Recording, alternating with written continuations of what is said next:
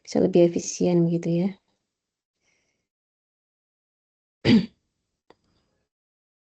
Kemarin masih yang di kebisingan ya. Nah, ini apakah sudah terlihat slide-nya? Terlihat, Bu. Sudah, Bu. Oke. Kemarin sudah kita pelajari untuk kebisingan ada at least 3 hal ya. Yang pertama itu adalah tingkat kekerasannya. Mana ya? Nah, tingkat kekerasannya yang bisa kita lihat dari tingkat kebisingan ya atau sound pressure levelnya yang bisa diukur dengan sound level meter. Kemudian frekuensi, tentunya frekuensi yang tinggi itu lebih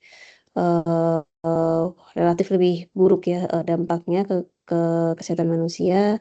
Dan untuk pendengaran yang normal kita bisa mendengarkan antara 20 sampai 20.000 Hz ya, ada juga yang menyatakan 15.000 Hz. Dan ini tentunya sangat dipengaruhi oleh ukuran, bentuk, dan pergerakan dari sumber tersebut ya. Ini ada namanya efek Doppler. Nah, itu mungkin nanti kita lihat ya. Kemudian, nah ini ya masing-masing frekuensi kemarin kita bisa ukur tingkat kebisingannya, dan ini sangat penting ya untuk mendesain earmuff ya atau ya earmuff. Nah ini sama ya untuk pengukuran kebisingan rata-rata dalam tanda kutip ya. Kita bisa menghitungnya dengan dijumlahkan ya atau ekuivalennya berapa. Jangan lupa dibagi 10, kemudian diantilogkan dan dikembalikan lagi ke satuan desibel. Kemudian untuk yang terkait dengan lingkungan kerja, kita mengenal nilai ambang batas ya. Dan di nilai ambang batas, durasi adalah salah satu faktor yang harus kita pertimbangkan. Nah, sama seperti untuk mendengar, lama mendengar ini ya, ini berdasarkan OSHA ya. Jadi kalau OSHA itu 90 desibel, lama mendengar 8 jam. Nah, kita patokannya di NIOS ini ya, di Permenaker nomor 5 tahun 2018. Ini tabelnya mungkin sudah akrab ya, ini NAB, nilai ambang batas. Jadi paling apa namanya ya, paling lama 8 jam itu kita harus mendengar, bukan harus ya, batasannya adalah 85 desibel selama 8 jam. Nah, ini tentunya bisa kita hitung ya, tentunya seorang pekerja belum tentu mendapatkan paparan yang konstan gitu ya. Nah, kita lihat ya kemarin yang di berita ada petasan itu, kita lihat di sini batasannya hanya sampai 139 desibel. Nah, jika seandainya nilai yang kita cari tidak ada tertera ya, tidak tertera di dalam tabel ini, misalnya 87 desibel, nah itu lama mendengarnya berapa jam gitu ya. Nah, ini kita bisa menggunakan persamaan ini ya. Ini dalam satuan jam, ini 16 ya dibagi 2 pangkat tingkat kebisingan yang kita cari dikurangi 82 dibagi 3 ya. Yang kita bisa coba misal yang 85 tadi, nah 85 kurangi 2, 3, 16 bagi 2 kan 8 ya. Jadi coba benar ke bawah-bawahnya juga. Nah, untuk mengetahui apakah seorang pekerja sudah melebihi NAB atau belum, jika paparannya berbagai variasi, kita bisa menggunakan persamaan ini ya. Jadi misal lama mendengar yang diizinkan berapa, kemudian lama mendengar yang existingnya ya, existingnya berapa. Nah, kita bagi antara yang existing dibagi dengan yang diizinkan. Ini saya convert dari PDF ya, jadi agak-agak berantakan. Nah, jika nilainya kurang dari 1, maka itu masih dianggap aman ya. Tapi dalam OSHA, jika sudah lebih dari 0,5, maka sudah harus ada pengendalian ya, karena sudah berisiko. Nah, ini dampak-dampaknya terhadap manusia. Dampaknya bisa ke fisiologi, bisa ke psikologi ya. Nah, fisiologi ini terkait dengan aspek fisik ya, yang bisa terjadi pada faal manusia, misalnya peredaran darah terganggu, otot menjadi tegang, gangguan tidur jelas ya, gangguan pendengaran, gangguan pencernaan, gangguan pada sistem saraf. Ini berantakan semua ya. Dan untuk ini semuanya tentunya sudah dibuktikan melalui riset ya. Dan untuk peredaran darah terganggu bisa terjadi penyempitannya di atas 70 desibel, kemudian atau tegang di atas 90 desibel, kemudian gangguan tidur. Nah, ini terutama banyak terjadi di pemukiman yang dekat dengan bandara ya. Maka bisa kita lihat di beberapa negara itu bandaranya tidak terletak di tengah kota ya. Bahkan ada yang dibangun di atas pulau buatan gitu ya, jadi jauh dari pemukiman. Kemudian gangguan pendengaran, nah ini tentunya akan bisa mengganggu gendang telinga kita gitu ya. Nah, untuk gangguan pendengaran ada 2 jenis, ada yang sementara dan permanen. Dan gangguan pergeseran ini tergantung seberapa besar tingkat bisingnya, seberapa besar lama waktunya gitu ya, yang terdapat paparan tadi dan juga spektrum bisingnya. Nah, ini terkait dengan frekuensi tadi ya. Nah, kalau yang sementara tentunya akan bisa pulih kembali, sedangkan yang permanen tidak bisa ya, masih bisa jadi berlangsung dengan dalam waktu yang lama. Kemudian secara psikologis, nah kemarin itu ada jenis kebisingan yang sifatnya subjektif gitu ya, misalnya musik atau mungkin sesuatu yang tidak pada tempatnya gitu ya. Nah, itu bisa terutama mengganggu pada aspek psikologis. Nah, ini tergantung pada kondisi kita masing-masing, apakah dalam keadaan lelah, jenuh, atau marah gitu ya. Dan juga di lingkungan, termasuk di lingkungan pribadi atau umum gitu ya, terutama tentunya jika di lingkungan pribadi itu jauh lebih sensitif gitu ya. Nah, kemudian sifat bising ya, kemarin di awal sudah ada jenis-jenis bising, apakah jenisnya yang narrow white atau yang wide band gitu ya. Atau juga tergantung dari durasinya ya. Nah, kalau monoton itu biasanya karena mungkin secara sadar tidak ada sadar kita bisa prediksi itu biasanya tidak terlalu mengganggu. Tapi kalau misalnya yang tidak bisa diramalkan itu tentunya sangat mengganggu ya. Nah, kemudian ada juga yang suara ya, suara yang bisa meningkatkan produktivitas kerja. Misalnya musik gitu ya. Nah, musik sudah ada beberapa penelitian juga yang bisa membuktikan meningkatkan produktivitas gitu ya. Nah, untuk pengukuran kemarin sudah sempat disinggung sedikit ya. Jadi ada alat yang bernama sound level meter atau SLM. Atau yang dipasang secara personal itu namanya noise dosimeter. Nah, sedangkan untuk mengukur kebisingan pada setiap level frekuensi ya, yang tadi ada octave band tadi, kita bisa menggunakan frekuensi analyzer. Nah, ini beberapa contohnya untuk sound level meter dan ini noise dosimeter. Tentunya diletakkan sedekat mungkin dengan telinga, tapi tidak mengganggu pekerjanya gitu ya. Nah, ini di pundak ini ya idealnya seperti ini. Nah, sama dengan pengukuran di udara yang personal, kita letakkan sedekat mungkin dengan hidung gitu ya. Tentunya tidak mungkin dipasang di wajah gitu ya karena mengganggu. Jadi bisa kita letakkan di kerah misalnya ya. Nah, untuk pengendalian kebisingan, sebenarnya prinsip untuk pengendalian pencemaran lingkungan itu kita bisa melihat dari aspek sistemnya ya. Nah, sistem itu kan minimal banget itu terdiri dari input, proses, dan output ya. Nah, sama di semua hampir sama di semua aspek, demikian juga di kebisingan ya. Nanti kita di udara juga bisa kita lihat seperti apa. Nah, di kebisingan itu ada sumbernya pastinya ya. Nah, sumber ini merupakan input gitu ya. Kemudian ada outputnya adalah tentunya telinga manusia. Ini reseptor yaitu penerima. Nah, di antaranya pasti ada suatu pemrosesan ya atau media gitu ya. Nah, di sini disebut pathway ya. Bagaimana medianya ini kan bisa macam-macam ya, apakah via udara atau cairan atau lainnya. Atau justru benda padat gitu ya.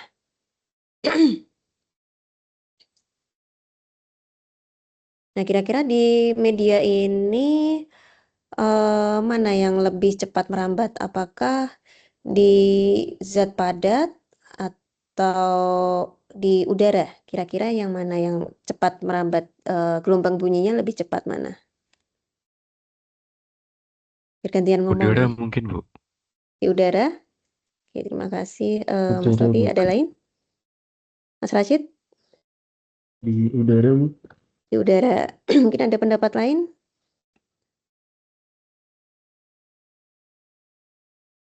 Udara semua nih. Bentar ya.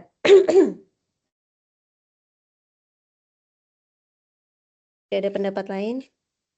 Nah, kalau yang lebih cepat itu justru di zat padat ya. Nah, di zat padat kita lihat ya, antar molekulnya itu sangat rapat ya, sangat rapat, sehingga untuk apa namanya, perambatan getaran dari gelombang bunyi tadi bisa berlangsung lebih cepat. Nah, kalau dibandingkan di udara, itu kan molekulnya lebih jarang gitu ya, lebih berjauhan gitu, sehingga butuh waktu yang lebih lama. Nah, kalau tidak percaya bisa iseng-iseng dengar apa namanya, di rel kereta, tapi jangan dicoba ya, jangan dicoba.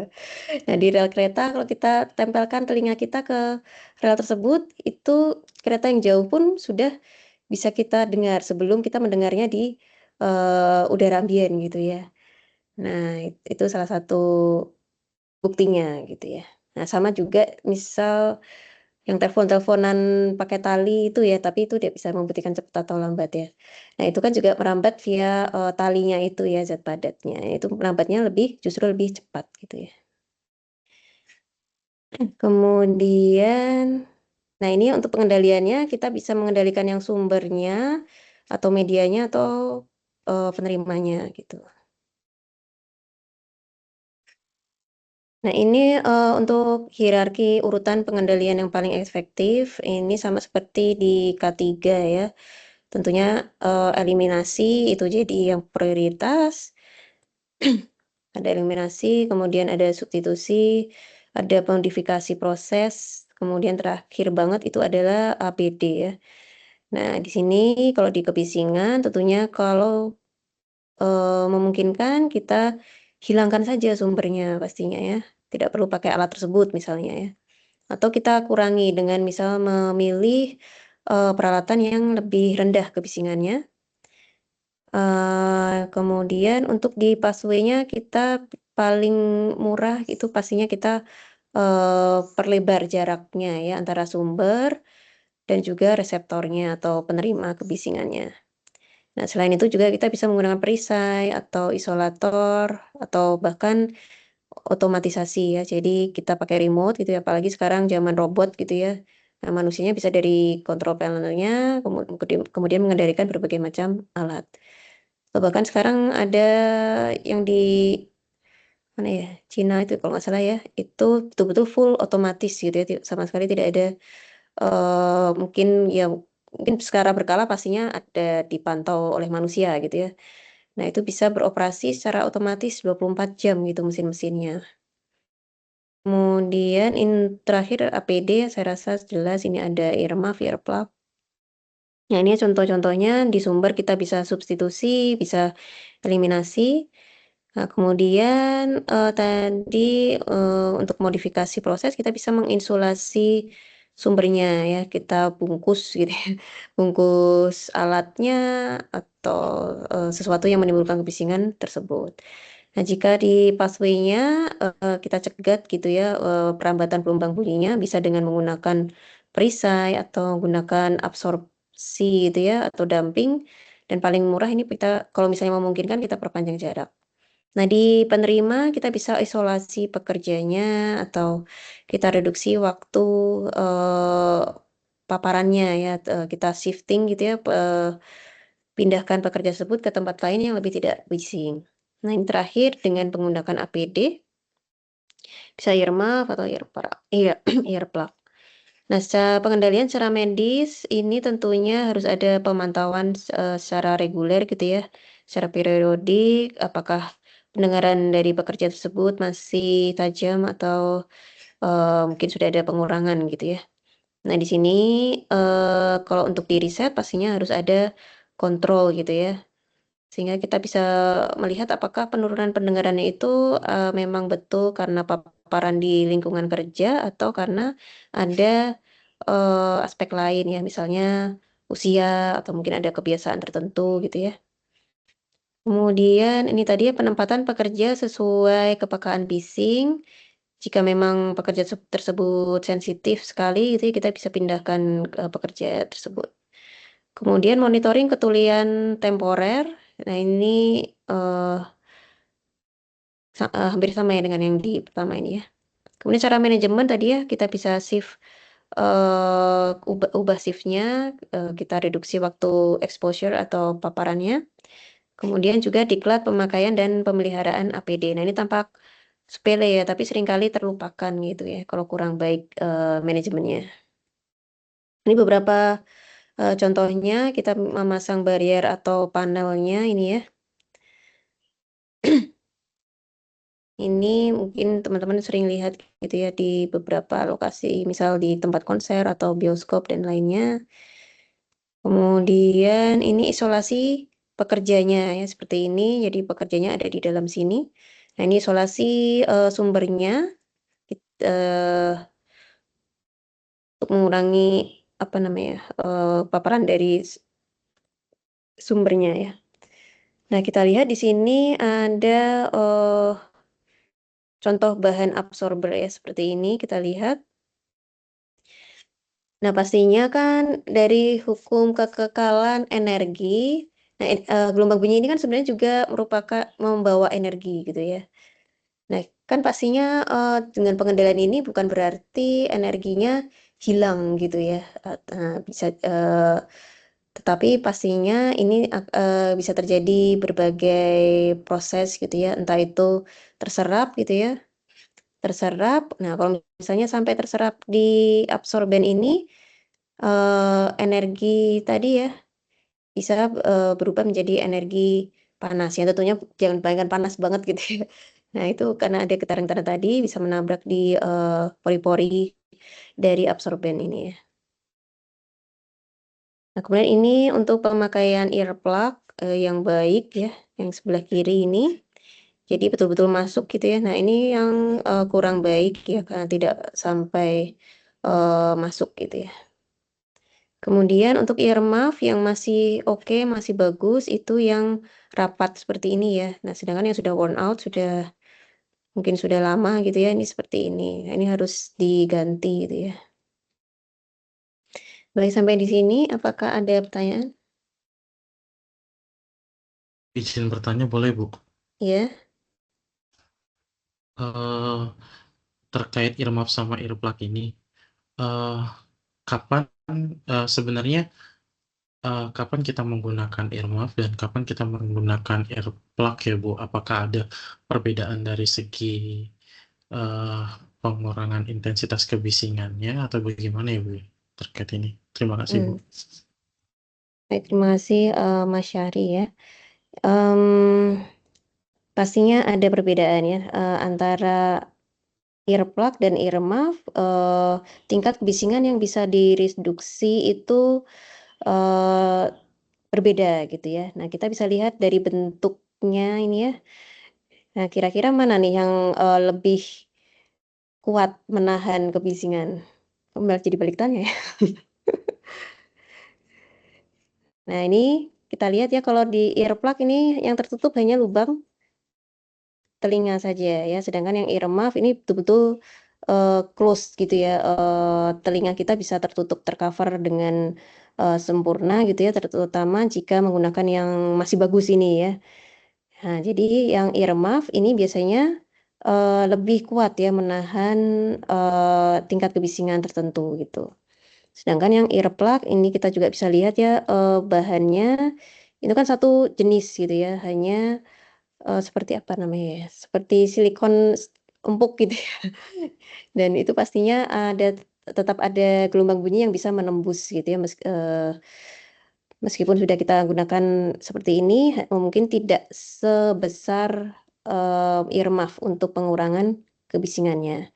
Nah, untuk desain earmuff ini juga ada ya bisa kita gunakan octave band apa namanya spectrum analyzer tadi ya. Kurang lebih begitu. Terima kasih, Bu. Terima kasih. Mungkin selanjutnya saya buka slide berikutnya ya. Izin bertanya, Bu. Oh iya, silakan. Cara penentuan titik sampling bising di sebuah industri itu bagaimana ya, Bu?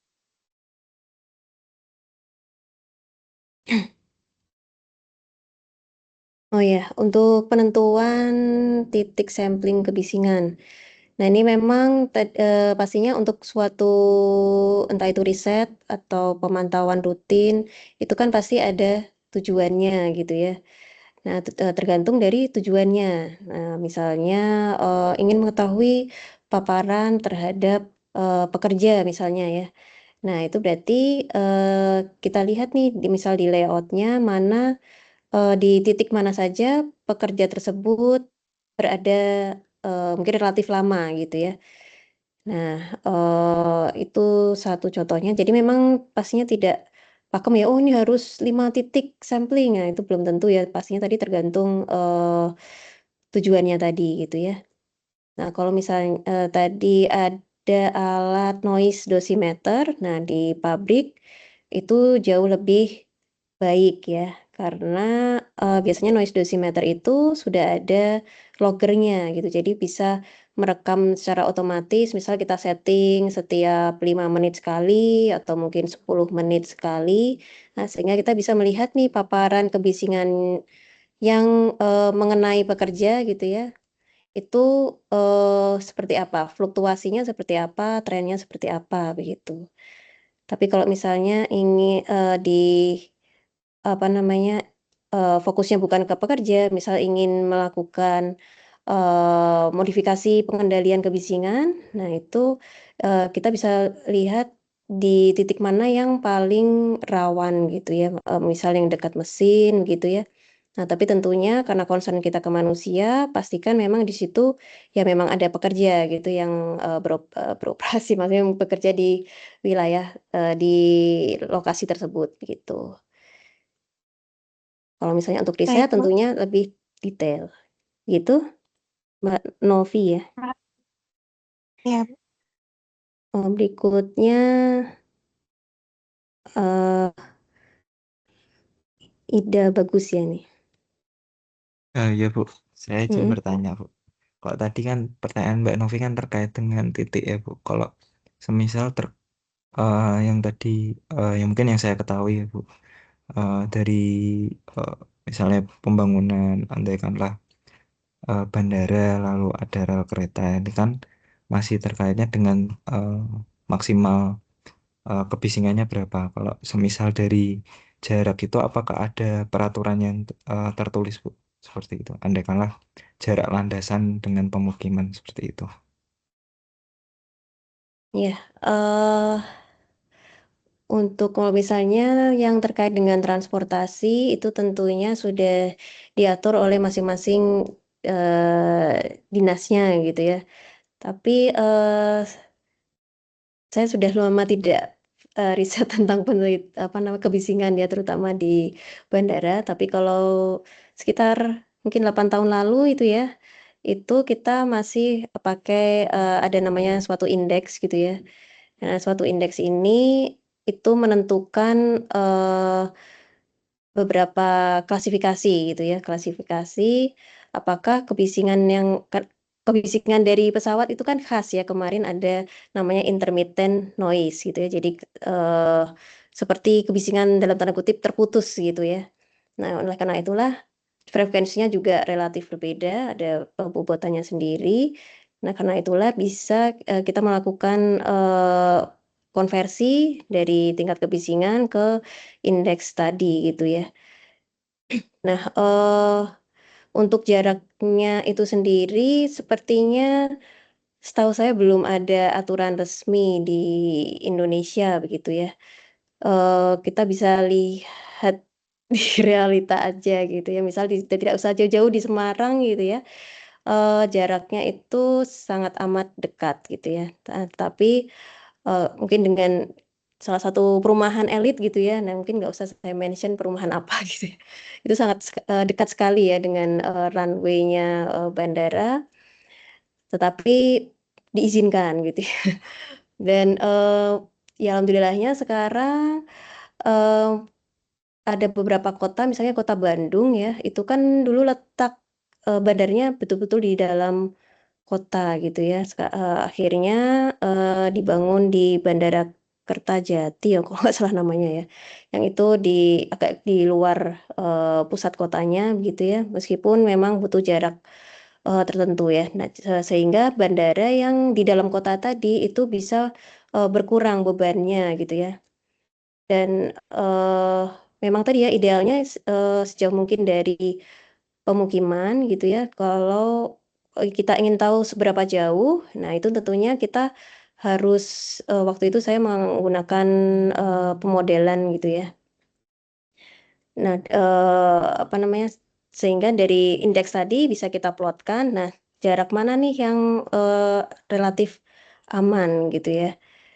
Nah, kalau semakin sering gitu ya, apa namanya, lalu lintas atau traffic dari, pesawatnya itu tentunya akan semakin, tinggi gitu ya, apa namanya, tingkat risikonya begitu. Nah, jadi, kan kita ngukur kalau kebisingan lingkungan itu kan tidak based on, durasi ya, durasi paparan ya, tetapi 24 jam gitu kan idealnya kita ukur selama 24 jam, kita lihat trennya seperti apa, bebannya seperti apa gitu. Jadi kalau harus patokan berapa jaraknya, setahu saya belum ada ya, bahkan sekarang yang di Bandung kan dulu Semarang, Bandung itu, sempet hilang gitu ya, sempet ya, apa, penerbangannya tidak ada, tapi sekarang muncul lagi gitu ya. Apakah Bandara Hussein Sastranegara itu sudah mulai tinggi lagi trafiknya? Saya kurang update juga ya masalah itu. Tapi, dibangunnya Bandara Kertajati itu salah satu, upaya gitu ya untuk menjauhkan, paparan kebisingan dari pemukiman, terutama, di penduduk kota Bandung begitu. Kurang lebih gitu Mas, ide bagus ya? Baik, Bu. Terima kasih, Bu.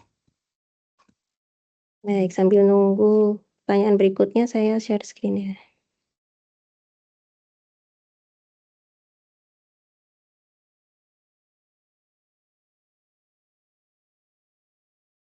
Nah ini, lebih teknis gitu ya mungkin ya, cepet aja ini ya.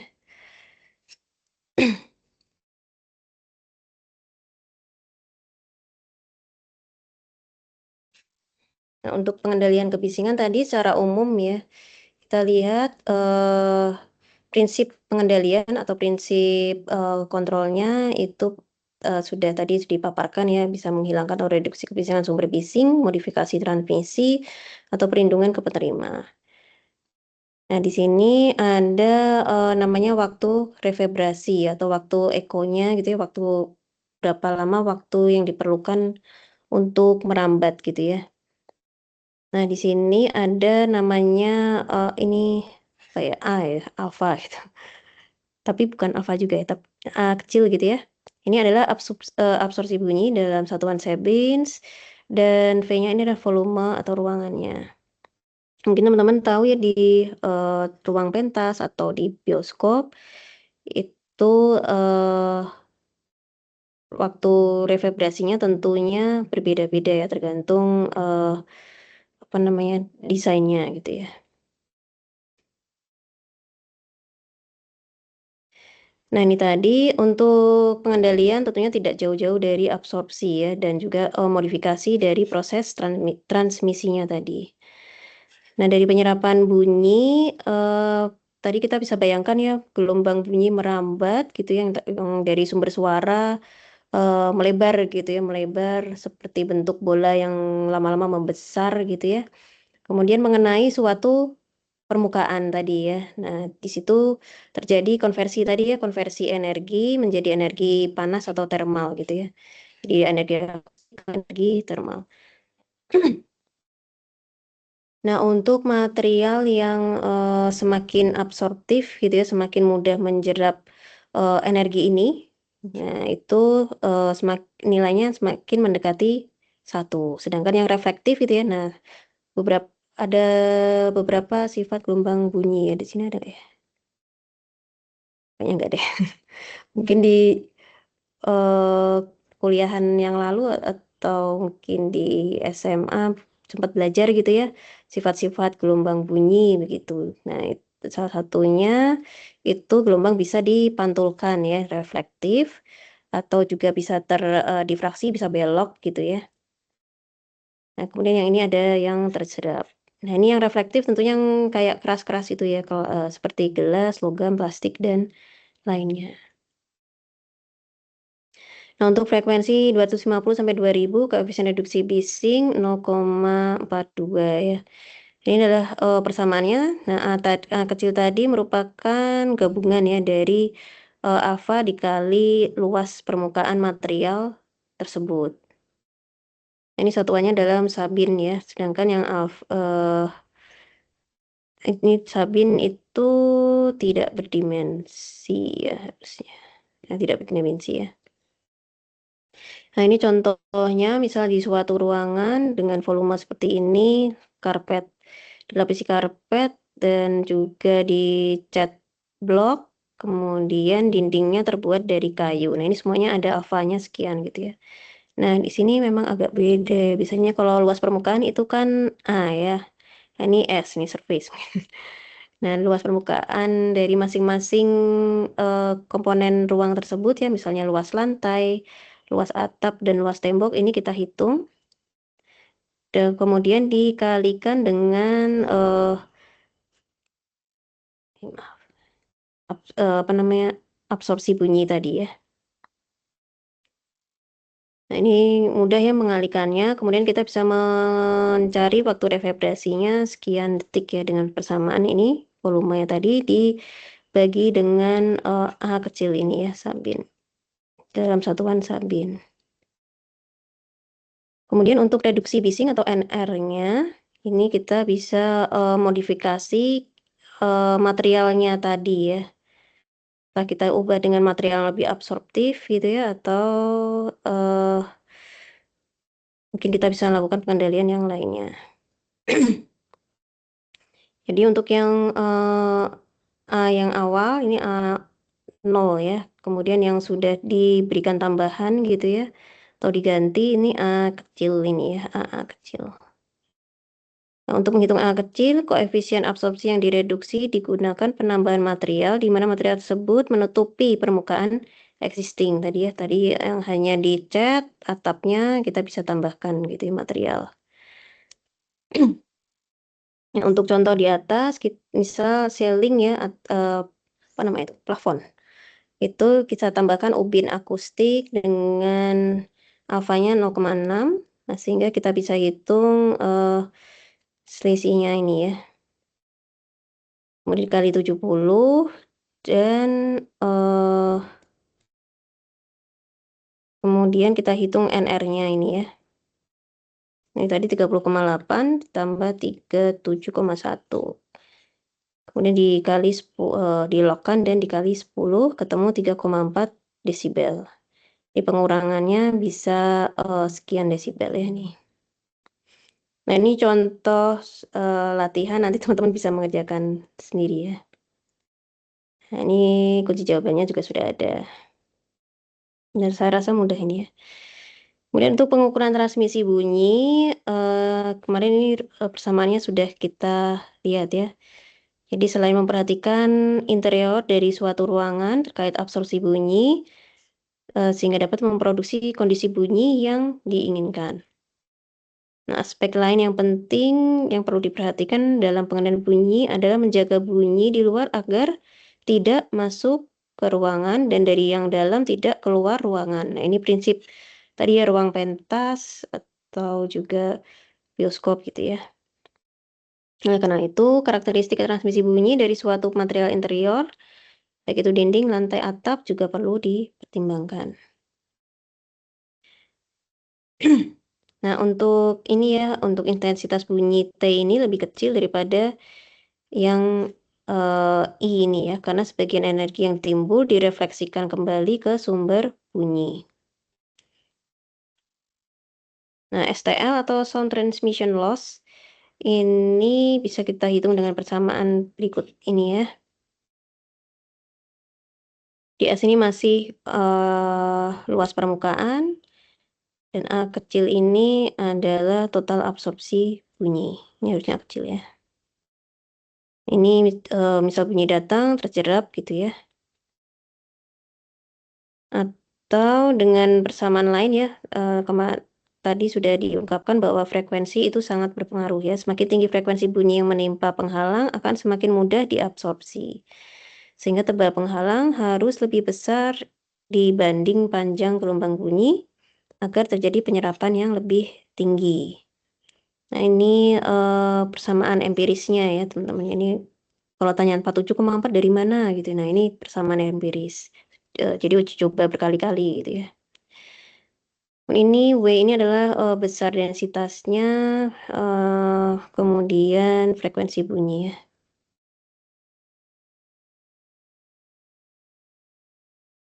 Nah, di suatu gedung gitu ya, ada namanya flanking noise dan airborne noise gitu ya. Jadi tadi kita sudah mengetahui bahwa untuk perambatan bunyi di zat padat itu justru lebih cepat. Nah, itulah untuk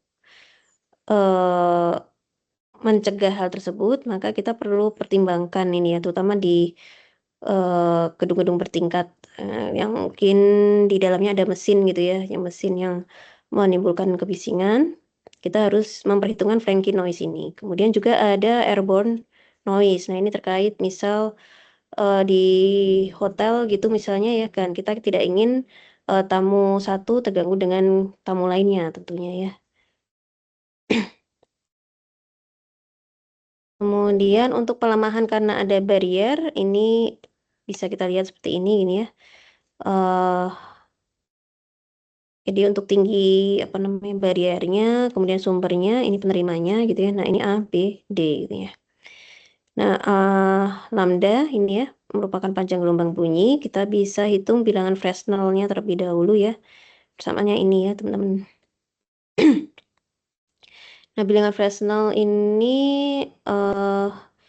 ada ini ya, apa namanya, grafik yang sudah dibuat secara empiris seperti ini ya. Jadi dari bilangan Fresnel kita bisa melihat pelemahan bunyinya berapa desibel gitu. Jadi di sini kita plotkan gitu ya. Nah, apakah itu tadi sumbernya dari sumber titik atau sumber garis. Nah, tentunya grafik ini hanya aproksimasi ya atau estimasi dari level pelemahan. Untuk kasus outdoor, temperatur, kondisi angin, kelembaban, absorpsi atmosferik, dan landscape-nya itu sangat penting untuk dipertimbangkan ketika mengestimasi pelemahan bunyi ini. Nah, mungkin teman-teman bisa melihat ya beberapa artikel ilmiah gitu ya. Nah, teman-teman harus melihat ya reputasi dari apa namanya, publisher-nya ya, dari penerbitnya itu kredibel atau tidak. Nah, karena ada beberapa publikasi begitu ya, mereka seakan-akan menggunakan permodelan apa ya, kebisingan gitu ya, tetapi mereka hanya menggunakan software namanya server ya teman-teman ya. Jadi dari software server itu titik samplingnya sangat minim gitu ya, sangat minim. Kemudian langsung diplotkan. Nah, hasilnya memang keluar gitu ya. Keluar hasil plottingnya, tapi kan itu pastinya tidak akurat ya, karena tidak mempertimbangkan ini semua gitu ya. Jadi dianggap seperti lahan terbuka yang tidak ada bangunan, tidak ada pohon-pohonan, tidak ada barrier, dan juga topografinya juga tidak dipertimbangkan itu ya. Jadi teman-teman harus hati-hati, kalaupun misalnya mau pakai server pun sebenarnya bisa, tapi mungkin gridnya harus diperketat gitu ya, sehingga nanti bisa ngeplotkannya, ekstrapolasinya bisa lebih akurat. Sekarang untuk software kebisingan itu pun ada yang khusus ya, dan harganya lumayan gitu ya. Nah, ini contohnya untuk yang tadi ya, Fresnel tadi, misalnya untuk A-nya sekian, B sekian, jarak ini D-nya sekian, kemudian suhunya sekian, frekuensinya sekian, berapakah pelemahannya gitu ya. Nah, kita bisa hitung panjang gelombangnya dulu ini ya, ketemu sekian, kemudian Fresnelnya bisa kita hitung, dan dari grafik kita bisa lihat bahwa pelemahannya 21,6 ya. Ini Fresnelnya tadi berapa? 7,3 ya, sekitar sini ya. Berarti ini kemungkinan bisa sumber garis ya. Ini sumbernya apa tidak diungkapkan gitu ya.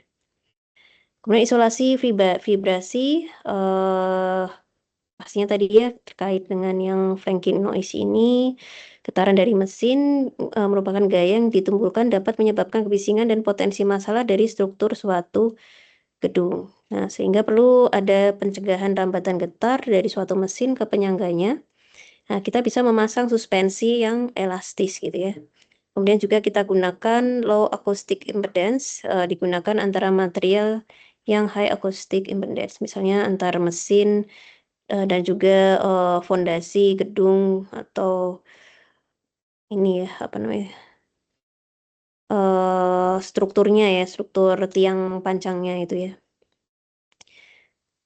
Nah, low acoustic impedance ini kurang mampu mentransfer energi dibanding material yang high acoustic impedance. Nah, ini contoh franking noise ya, atau structure borne noise. Jadi ini merambat melalui zat-zat padat ini teman-teman ya. Kita bisa pakai pegas, ini ada contohnya nggak ya? Oh nggak saya masukkan. Nah, jadi kalau misalnya mesinnya bergetar gitu ya, bisa ada pegasnya gitu ya, jadi rambatannya tidak terlalu heboh gitu.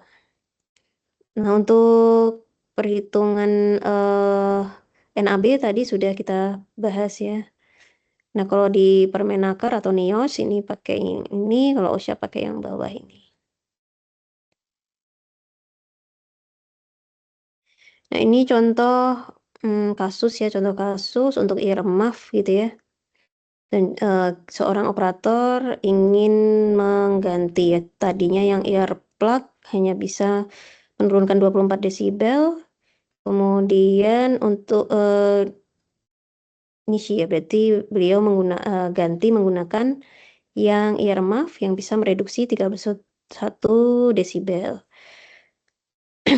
Nah, dengan menggunakan earplug yang awal tadi, itu beliau bisa bisa bekerja selama 4,6 jam per hari. Nah, jika menggunakan earmuff, maka berapa lama bisa bekerja gitu ya dengan menggunakan earmuff.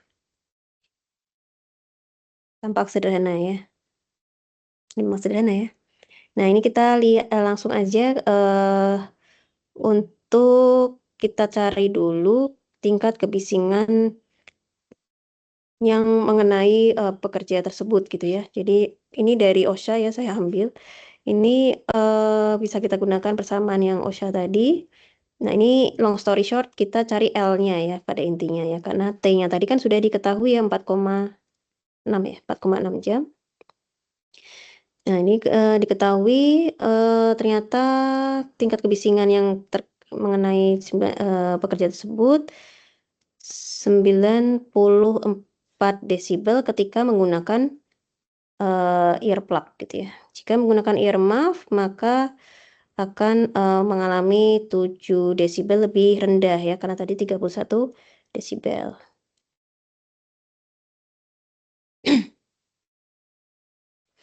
Jadi tadi 94 kurangi 7. Nah, ini ketemu ini ya. Nah, kemudian nanti dicari lagi lama paparannya berapa jam. Nah, ini ketemu ternyata jauh beda ya. Karena jangan lupa ya, ini tadi satuan desibel itu beda satu angka, itu beda 10 pangkat 1 ya. Nah, ini ketemu 12 jam bisa kerja ya. Wah, ini mabuk banget ya 12 jam kerja. Ini tadi 4 jam ya, jadi 4 jam bisa menjadi 12 jam bekerja dengan aman gitu ya. Nah, ini beberapa referensi yang teman-teman bisa simak ya, terutama yang dari Canif ini ya, Environmental Noise Pollution. Ini memang agak jadul, cuman memang untuk riset kebisingan ini relatif jadul ya teman-teman ya. Jadi kalau misalnya teman-teman ingin terjun lebih dalam lagi, nah biasanya lebih banyak ke fisika teknik gitu ya. Nah, ini sudah berkembang dengan pesat ya zaman dulu ya. Oh, ini karena saya ngajar di awal mungkin ini tidak relevan ya. Baik, sampai di sini ada yang ingin bertanya barangkali? Ya, silakan, Mas Rashid ya. Baik, terima kasih Bu Tiwi. Saya izin bertanya Bu, apakah dalam pengukuran kebisingan di lapangan atau di proyek itu sudah cukup menggunakan sound level meter aja yang telah terkalibrasi atau perlu dilakukan pengujian di laboratorium Bu? Terima kasih. Oh, baik. Ya, tadi prinsipnya untuk pengukuran kebisingan tentunya apa namanya istilahnya? Berbeda dengan sampel air atau sampel udara pastinya ya. Ini sifat kebisingan itu kan ya on-site gitu ya. Nah, oleh karena itu pastinya untuk pengukuran harus dilakukan secara langsung di lapangan gitu ya. Sepertinya tidak ada sesuatu yang bisa kita awetkan masuk ke laboratorium kecuali tadi ya kita ingin mengetahui eh, apa namanya oktav bandnya, frekuensi di setiap sumber kebisingannya, frekuensinya berapa, tingkat kebisingannya berapa. Nah, itu mungkin di awal bisa kita apa namanya ya, kita perkaya gitu ya spektrum analyzernya, kemudian dibawa ke lapangan gitu ya. Jadi paparannya tetap harus berdasarkan sesuai yang di lapangan. Tidak ada yang bisa kita bawa ke laboratorium gitu. Berarti tergantung parameter yang mau diujikan gitu ya. Kalau misalnya memang cuma kebisingan berarti pakai SLM aja udah cukup. Dan Yes. untuk dokumen UKLPL AMDAL tuh udah cukup ya Bu. Ya, sudah sangat cukup gitu ya. Apalagi tadi ya sudah dinyatakan, sudah dikalibrasikan begitu ya. Dan tentunya untuk alatnya itu harus tersandar ya, tersandar karena ada beberapa saya lihat studi gitu ya, itu pakai HP gitu. Kalau pakai HP kan antara HP satu dan HP lainnya meskipun aplikasinya sama bisa jadi beda gitu kan. Kan mic-nya beda-beda, spek mikrofonnya beda-beda. Jadi harus hati-hati di situ. Kalau misalnya alatnya tidak standar ya, kemarin kita lihat ada 3 level ya, ada level 0, 1, 2, 3. Berarti 4 ya. Nah, itu tergantung tingkat akurasinya. Sebisa mungkin jangan pakai HP gitu. Karena beberapa dulu saya lihat ada laporan, kok pakai HP gitu. Itu sudah cukup? Cukup Bu Tiwi. Makasih Bu. Baik, ada lagi barangkali? Oke, mungkin ini teaser teaser untuk pencemaran udara ya. Aduh, ini ternyata belum terdownload.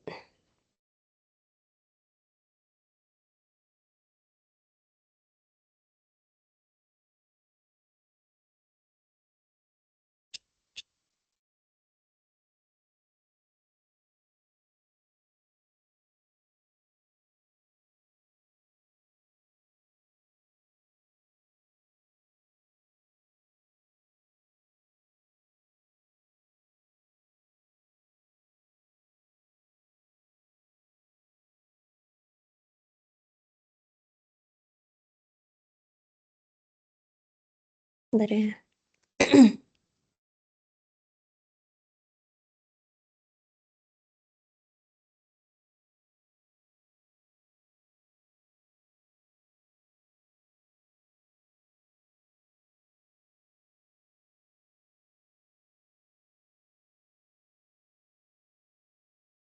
Minggu depan kita sudah masuk ke udara ya.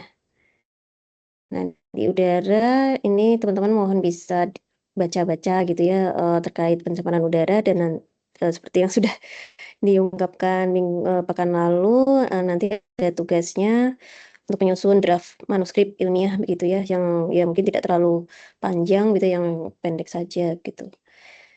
Nah, untuk pencemaran udara ini ya, ini ada beberapa kontennya. Nah, untuk sistemnya ini tadi ya mirip ya, ini secara sederhana pastinya ya. Ada sumber, media, dan reseptor gitu ya. Nanti kita pelajari masing-masing ya. Ini sama juga, ini ada sumber titik, sumber garis gitu ya. Nah, ini sumber titik, sumber garis. Dan ada medianya, yaitu di udara ambien yang kita hirup saat ini gitu ya. Kemudian reseptor ini tidak hanya manusia saja, tapi dampaknya bisa jadi ke ekosistem ya, atau hewan dan tumbuhan. Nah, ini lebih kompleks lagi, kurang lebih seperti ini gitu ya, terkait dengan pengendaliannya. Nah, ini ada tadi ya, kita perlebar lagi gitu ya. Ini ada sumber, kemudian ini ada apa namanya, prosesnya tadi ya, ada udara ambiennya di medianya, kemudian reseptor. Nah, di sini untuk monitoring ya, tentunya di dokumen lingkungan itu juga seringkali muncul ya sumbernya, kemudian ambiennya harus dimonitor, dipantau berkala begitu. Nah, di sini untuk pemantauan ini harus ada ambiennya seperti apa, di sumber emisinya seperti apa. Inilah yang tergabung di Integrated Air Quality Management gitu ya. Nah, ini untuk pengontrolan itu bisa pastinya awalnya dari sini ya, kita rencanakan secara komprehensif, kemudian kita rencanakan program-programnya gitu ya, pengendalian dari untuk sumber, kemudian di udara ambien memungkinkan atau tidak gitu ya. Nah, tentunya paling mentok banget itu di reseptor.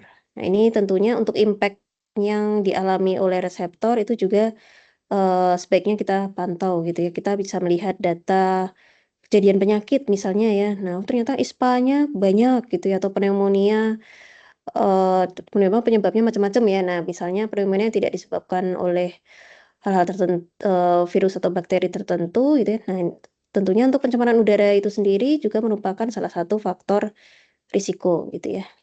Nah, di sini jangan lupa ada faktor ini ya, meteorologi gini ya, yang akan mempengaruhi tingkat dispersi dari apa namanya, polutan kita tadi ya, polutan kita menyebarnya nanti akan seperti apa begitu ya. Nah, apakah polutannya itu stagnan gitu ya, mentok gitu, tidak bisa terdispersi, tidak bisa menyebar gitu ya, sehingga konsentrasinya jadi tinggi, tetap berada di situ terus gitu ya. Nah, atau justru malah bisa tersebar luas gitu ya. Tersebar luas juga kadang tergantung ya, apakah tersebar luasnya itu dengan konsentrasi yang semakin menurun atau justru konsentrasinya relatif meningkat misalnya gitu ya. Karena ada faktor meteorologi. Nah, untuk pengendalian ini idealnya pastinya kita mencegah dari sumber ya. Kalau sudah masuk ke ambien ini sangat amat sulit dikontrol ya, dikendalikan. Nah, makanya di sumber itu pasti ada alat-alat pengendali pencemar udara gitu ya. Terutama untuk yang konvensional.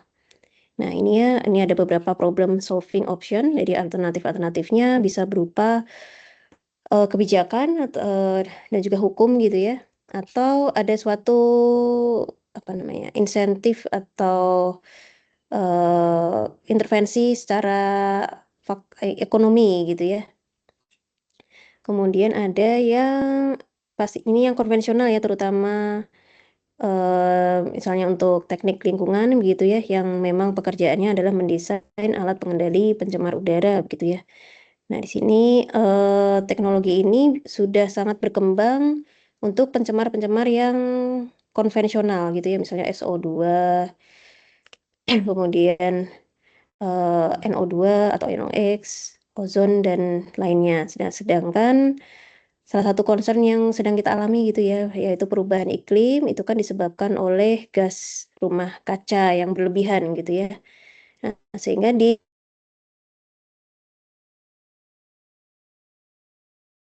beban ini ya, beban emisi dari CO2 yang paling besar itu memang ya gas CO2 itu sendiri ya, karbon dioksida yang dihasilkan dari pembakaran tertentu gitu ya, misalnya pembakaran bahan bakar fosil misalnya ya. Nah, kalau zaman dulu kan memang kalau terbakar sempurna itu baik gitu ya, jadi CO2 gitu. Nah, sekarang karena perubahan iklim, paradigmanya sedikit bergeser, bukan sedikit ya, harus bergeser gitu ya. Jadi yang tadinya teremisikan CO2-nya kalau dulu sudah ayem gitu ya. Nah, sekarang justru kita mikir gimana nih CO2-nya apakah bisa kita reduksi ya. Entah itu sekarang sedang populer CCUS itu ya. Jadi carbon capture punya di storage kan, entah nanti diinjeksi atau mungkin bagaimana gitu ya. Atau ditaruh di greenhouse gitu, di tanaman. Nah, itu sekarang sedang berkembang gitu ya. Dan ini menurut saya sangat menarik gitu ya. Jadi pencemar kita sekarang bukan hanya pencemar konvensional gitu ya. Nah, konvensional tadi kan ada berupa yang gas gitu ya, gas tadi ya saya mention ada SOx, NOx, CO dan kawan-kawannya. Nah, ada juga yang bentuknya padatan gitu, padatan. Itu parameternya bisa TSP atau PM10 atau PM2,5 gitu ya. Nah, nanti kita bahas mana sih yang risikonya lebih besar ya terhadap manusia gitu.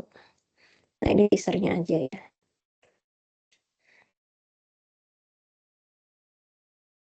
Kemudian terkait dengan tugas ya sebentar ya.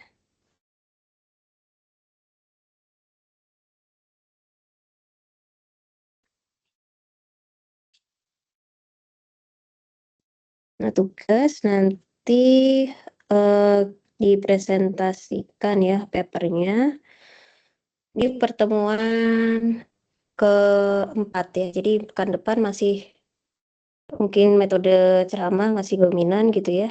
Nanti pekan keempat sudah ada presentasi, silakan nanti dibuat ini 5 atau 6 ya? 6 ya. Nanti mungkin satu kelompok 2 mahasiswa gitu ya. Ini CPMK-nya CPM pembelajaran mata kuliahnya. Jadi untuk kita mengharapkan nantinya teman-teman bisa mampu gitu ya menganalisis pemerasan pencemaran secara kritis berbasis bukti ilmiah, kemudian mengintegrasikan tidak hanya secara teknis aja tapi juga kebijakan dan dampak gitu ya dalam kerangka analisis. Dan idealnya manusia tersebut sudah layak gitu ya ke jurnal. Tapi tentunya ini draft saja ya, tidak sampai submit ya. Kemudian ini juga sebagai latihan teman-teman ya, kan nanti juga harus melakukan publikasi gitu ya, sesuai dengan riset masing-masing. Ini ruang lingkup yang teman-teman bisa pilih gitu ya, berarti satu kelompok memilih satu gitu ya, atau mungkin bisa kalau misalnya komprehensif yang dibahas boleh lebih dari satu.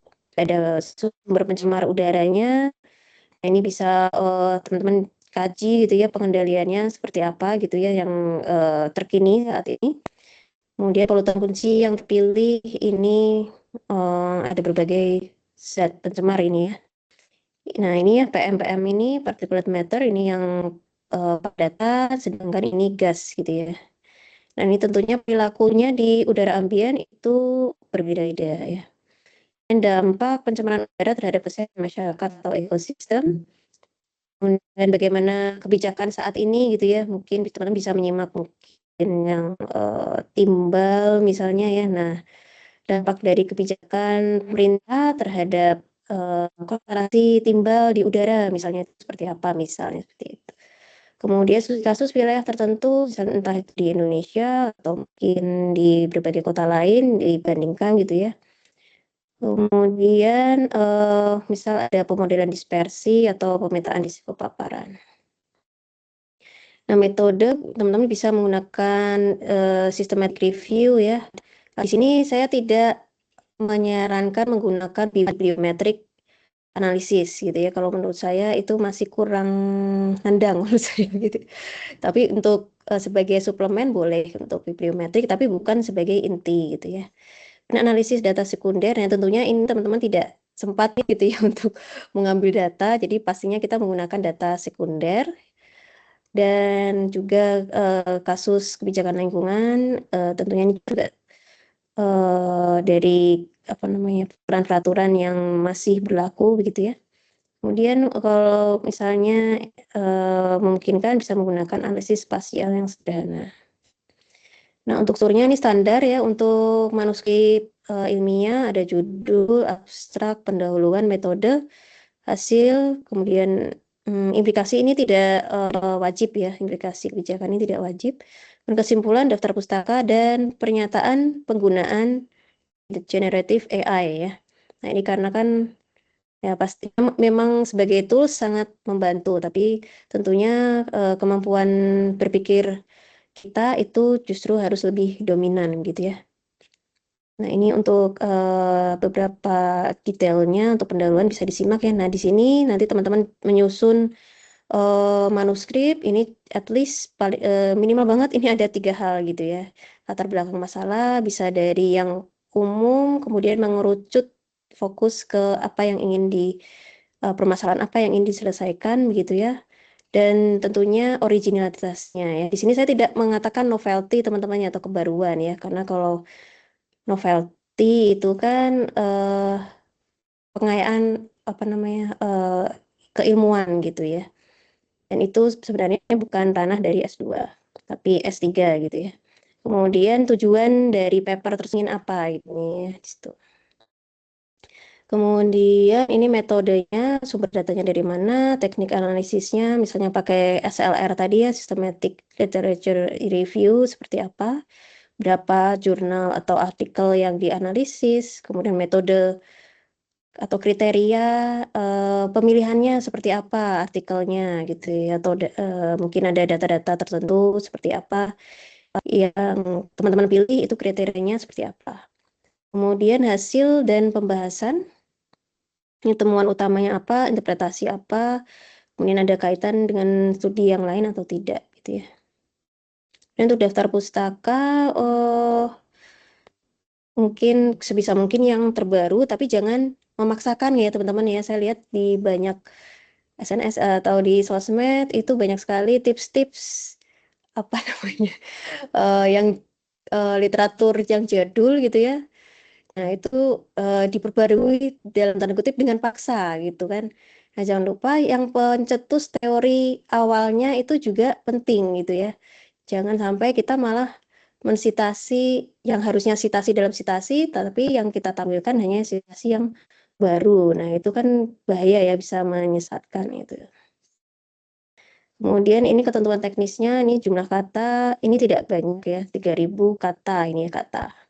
Kemudian boleh pilih bahasa Indonesia atau bahasa Inggris, citasi referensi menggunakan apa style, ini dari nama penulis, koma, tahun gitu ya.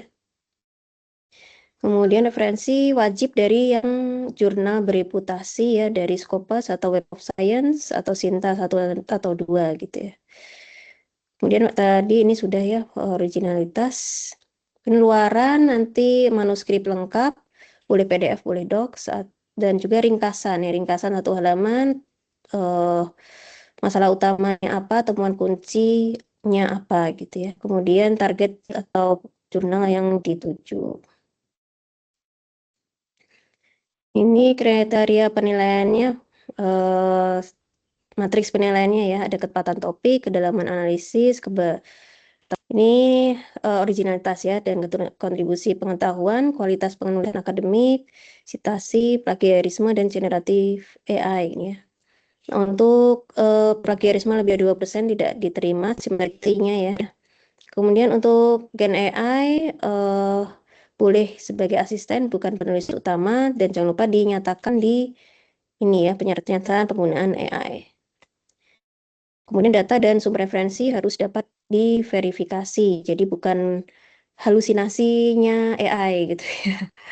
Nah, di sini teman-teman mungkin sudah ada di mata kuliah lain ya, bisa menggunakan berbagai macam tools gitu ya yang sudah disediakan oleh Undip, misalnya pakai Scopus AI atau mungkin pakai Paperpal gitu ya. Nah, itu sudah tersedia ya. Kita pintar-pintar bagaimana menggunakannya sebagai tools ya, bukan sebagai penulis utama gitu ya. Oke, mungkin itu dulu ya. Jadi ini nanti kita diskusikan di pertemuan keempat untuk hasilnya. Baik, sampai di sini ada pertanyaan barangkali?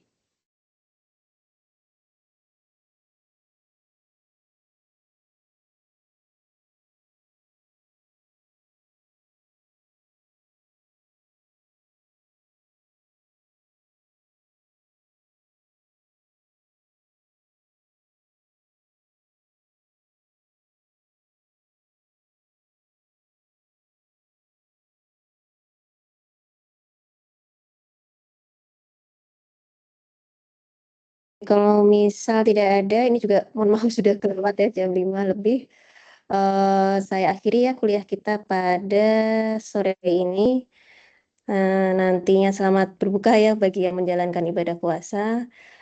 Terima kasih. Saya akhiri. Wassalamualaikum warahmatullahi wabarakatuh. Selamat sore semuanya.